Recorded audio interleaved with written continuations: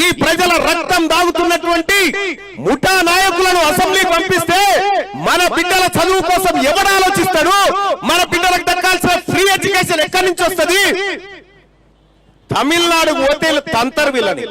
ఈ శ్రీ చైతన్య, నారాయణ, ఈ డిపిఎస్ లు, ఈ పల్లవిలు, ఈ ఏవైతే ఈ ఇంజనీరింగ్ కాలేజీలు, ఇంజనీరింగ్ స్కూల్స్, ఇంటర్మీడియట్ స్కూల్స్ ఉన్నాయో వీళ్ళను పండబెట్టి తొక్తరాడిపోతే. ఎందుకంటే మీకు తెలుసో తెలియదో తల్లి, తమిళనాడులో 1వ తరగతి నుంచి 5వ తరగతి వరకు సేమ్ స్టాండర్డ్స్ తోని 15,000 ఫీజులో జరగవచ్చు, 15,000 రూపాయలతో. ఇక్కడ 1,50,000 కావాలి. ఇక్కడ మన దగ్గర గుంజుకున్న డబ్బుతోటి మీడియా వాళ్ళకు పైసలు ఇస్తారు. 1, 1, 2, 2, 3, 3 అని పైసలు ఇస్తా ఉంటారు. ఇక ఈ చట్టం తీసుకురావద్దని ప్రభుత్వంలో ఉన్నటువంటి మంత్రులకు పైసలు ఇస్తారు.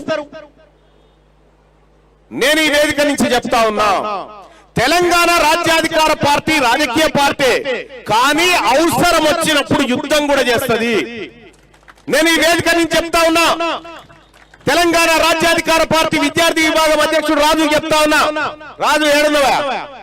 రాజు. అలాగే యువజన విభాగానికి చెప్తా ఉన్నా, చంద్రశేఖర్. ఎవడైనా వాడు శ్రీ చైతన్యన, నారాయణ, ఇంకొకటే కాదు, పేదవాడి రక్తం దాగితే తొక్కి నారదీరి వదిలిపెట్టొద్దని చెప్తా ఉన్నా. ఏ పేదవాడిని ఇబ్బంది పెట్టినా, ఏ పేదవాడికి ఫీజుల పేరుతో ఇబ్బంది పెట్టినా ఏవని నేనే ఉంటా, మీరేం కంగారు పడకండి.